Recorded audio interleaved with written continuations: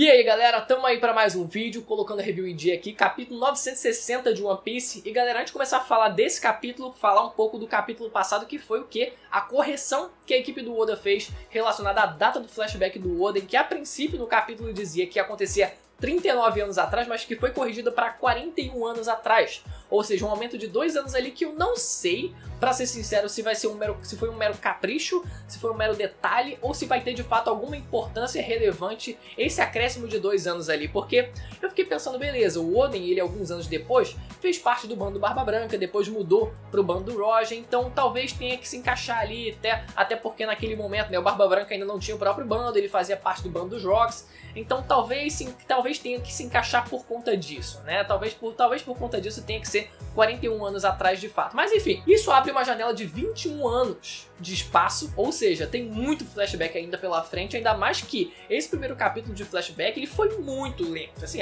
vamos considerar que foi realmente bem detalhista, ali foi realmente bem introdutório para mostrar os personagens, o contexto, principalmente o Oden, né, o personagem principal nesse caso, no flashback, mas se a gente considerar o tanto de coisa que ainda tem pra mostrar, o confronto final do Oden, né, até a sua morte, né, o confronto dele contra o Kaido no final, as aventuras do próprio Oden com Barba Branca, dele depois mudando pro bando do Roger, será que isso vai ser mostrado também? O fato dos Poneglyphs também, a criação dos Poneglyphs, pode ser que a gente ainda veja alguma coisa partindo do Oden, né, dele descobrindo um pouco do passado, do século perdido, das armas ancestrais, alguma coisa que seja, mas ainda tem muita coisa. Então eu chuto no mínimo ali quase que um volume inteiro para esse flashback, ali entre 5 e 8 capítulos no mínimo, né? Considerando a velocidade que foi esse capítulo, né?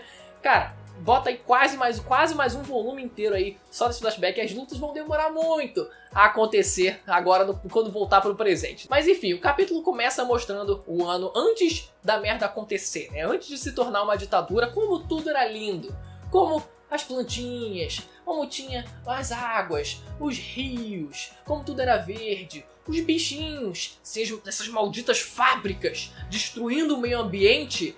Claro que se a gente for considerar ali o contexto de Wano, né, por se tratar de uma ditadura, né, tem também a sua peculiaridade, mas claro que a gente pode trazer essa crítica, que é uma crítica real no nosso mundo, né, tipo o surgimento das fábricas, da Revolução Industrial, etc, né, que causou muita destruição ali no meio ambiente, poluiu o ar pra caralho, etc, a gente sabe como é que é. Mas que tem o seu lado bom, que foi trazer o progresso para a humanidade, né? A expectativa de vida aumentando, etc, a qualidade de vida, etc, que ajudou bastante. E agora a gente tá correndo atrás de pelo menos cobrar das empresas que elas façam um trabalho mais sustentável, né? Não agridam tanto assim o meio ambiente, a gente tá mais em cima, principalmente agora com a facilitação da internet. Então, enfim, né? Por mais que seja uma crítica tangencial ali, a gente possa interpretar essa primeira página como uma crítica tangencial ali à Revolução Industrial, não é de todo mal. E logo no começo a gente vê um personagem que, né, não chega a ser exatamente um personagem, mas, né, tá lá presente, que foi central nesse capítulo, que foi o Javali Branco. Eu fiquei tentando procurar alguma referência na vida real em relação ao Javali Branco, para ver se eu encontrava alguma correlação assim para conseguir tentar pescar as referências, possíveis referências nesse capítulo. E algumas coisas eu encontrei, mas que não refletem exatamente o que foi colocado no capítulo, mas pelo menos uma parte sim, que foi o seguinte, que os javalis, eles, sem considerar o javali branco, os javalis no geral, eles também são vistos como símbolo de fertilidade e prosperidade, e o vínculo do animal com a prosperidade foi ilustrado por sua inclusão na nota de 10 ienes, durante o período Meiji. Ou seja, a gente teve também a representação daquele javali branco nesse capítulo de One Piece, também representando, né, pelo menos uma promessa de prosperidade durante o capítulo, quando os personagens queriam vender aquele javali branco, né, que era uma espécie mais rara, para conseguir algum dinheiro, né, e assim, obviamente. Mas aí no final do capítulo é que tudo vai pro caralho, porque tem também o outro lado dessa lenda, que é o pai do javali, como o javali era feroz, etc. Então isso já foge um pouco aí do que eu consegui encontrar, mas relacionado a javali branco especificamente, o que eu consegui encontrar também foi que existe uma família de javalis brancos num santuário no Japão, e eles são expostos para as pessoas, né, se elas quiserem ver aqueles javalis, etc. Tem uma importância histórica ali para aquele local em específico, para aquele santuário, mas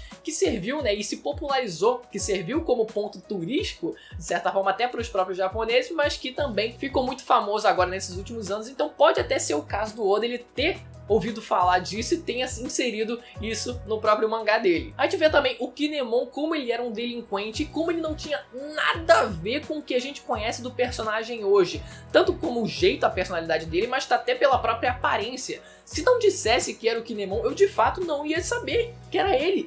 Cara, o personagem todo despido, o cabelo de outra cor, de outro formato. Eu falei, mano, não é possível, tava sem barba se eu não me engano também, né? Então não tinha nada a ver com o personagem. Mas a gente vê que ele queria entregar esse javali branco para o Kurokoma. E aí que entra as suspeitas de que esse personagem seja o Orochi.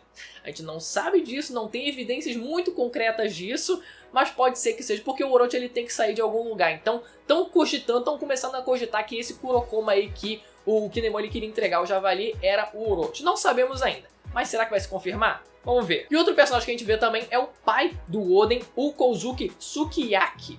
Ele é apresentado pra gente, e outro personagem que é apresentado pra gente é o assistente dele. E é muito engraçado como algumas coisas, alguns diálogos expositivos acontecem em One Piece porque, caraca, realmente não acontece do nada. Tipo, acontece do nada, que nem nesse caso. Tipo, o assistente ele começa a listar todo o histórico de vida do Oden pro pai dele. Tipo, cara, o pai dele devia falar assim, cara, eu sei, é o meu filho, não precisa listar todo o histórico da vida dele desde que ele nasceu, sabe? Tem alguns momentos que o diálogo expositivo em One Piece é engraçado porque realmente não faz sentido. Mas o histórico de vida dele, cara, vamos começar aqui listando aqui, só pra depois a gente hypar. Com zero ano, menos um ano de vida, ele arremessou sua ama de leite para o outro lado da sala. Ama de leite, para quem não sabe, né, são as mulheres que muitas vezes eram escravos, mas que amamentavam as crianças, né, dessas famílias que tinham mais condições e que obviamente também tinham escravos, né, então utilizavam essas mulheres para amamentar os filhos. Então, cara, ele arremessou a mulher. Olha só, o Oden machista desde os 0 anos. Desde os 0 anos, que homem machista, opressor, agressor de mulher.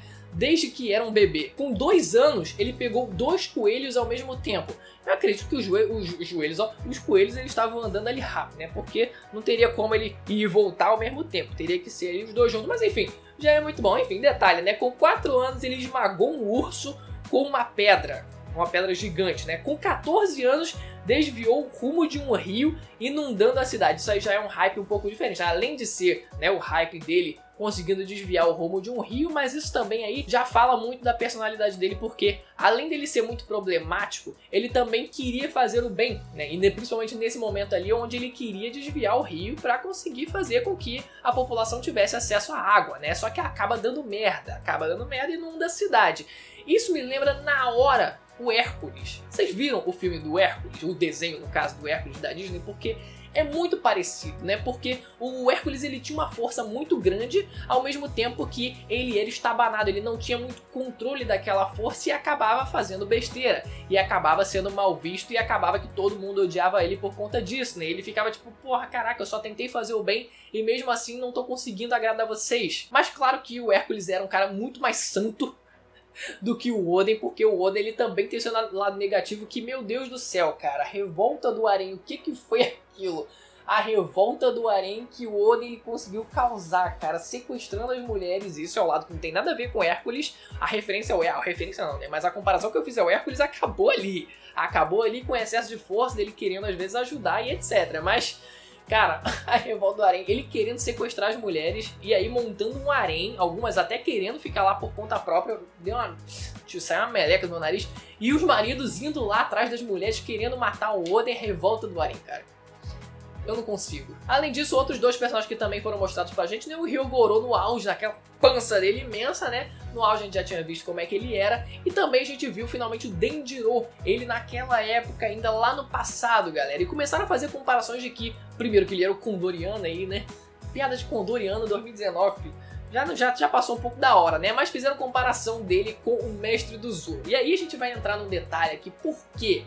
Por que provavelmente não é o Mestre do Zoro, mas mais especificamente qual é a origem do Mestre do Zoro? Isso aí foi um compilado que o meu brother Rafael Baez, ele fez lá no grupo do Facebook. Eu aproveitei aí o compilado de informações que ele fez para trazer aqui para vocês aqui, né, só para refrescar um pouco a memória aqui, porque já dá pra gente chegar numa conclusão bem bacana relacionada a isso. Porque é o seguinte, galera, a ideia de que o Koshiro, mestre do Zoro, é filho do Shimotsuki Kozaburo. E pra quem não tá lembrado, né, quem é esse Shimotsuki Kozaburo? Foi o criador da Wadoi Shimonji, a espada branca do Zoro, que fugiu de Wano ilegalmente 50 anos atrás. Isso foi dito no capítulo 955. E além disso, outra informação também, que na SBS do volume 92, que falava sobre o Minatomo-san, né, aquele carpinteirozinho lá do East Blue, foi dito que ele, o Minatomo-san, foi para o East Blue num navio que saiu de Wano há algumas décadas. Muito provavelmente foi o mesmo navio que o Kozaburo também fugiu, né? Que foi 50 anos atrás, Minatomo-san algumas décadas atrás. Obviamente foi esse mesmo navio. E outra informação também, e que foi dito que um dos descendentes de alguém daquele navio é uma pessoa que todos somos familiares. Ou seja, essa pessoa provavelmente é o Koshiro, sendo filho do Kozaburo, porque a gente sabe que a Wadoi Shimonji é o tesouro da família, é chamado dessa forma, né? O tesouro da família, ou seja, cara, se é da família, só pode ser o caso daquela espada ter sido passada de pai para filho. E outro detalhe também é que existe um possível jogo de palavras aí com o nome de cada um desses dois personagens, né? Se referindo, por exemplo, ao Kozaburo tendo referência ao número 3 e o Koshiro, sendo possivelmente filho dele, tendo a sua referência ao número 4, tendo seu nome com referência ao número 4. E a gente sabe que isso é muito comum no Japão, a gente já viu isso acontecendo com a família do Sanji, também tendo referência aos números, né? Os filhos tendo referência também aos números e às ordens com que eles nasceram. Então, cara, eu acho que a gente já pode chegar nessa conclusão aí. E o último detalhe que eu até esqueci de falar é que o próprio Koshiro, né, o mestre do Zoro, ele é dito no card dele, lá no Vivre Card, que ele nasceu de fato no East Blue. E a gente viu o Denjiro agora, né, como ele sendo um órfão lá de Wano. Então, dá pra gente já separar as coisas. Uma coisa não tem nada a ver com a outra, mas a gente já consegue estabelecer uma linha do tempo aí razoável, consistente da origem aí. Qual é a relação de fato do mestre do Zoro, pelo menos, com o país de Wano.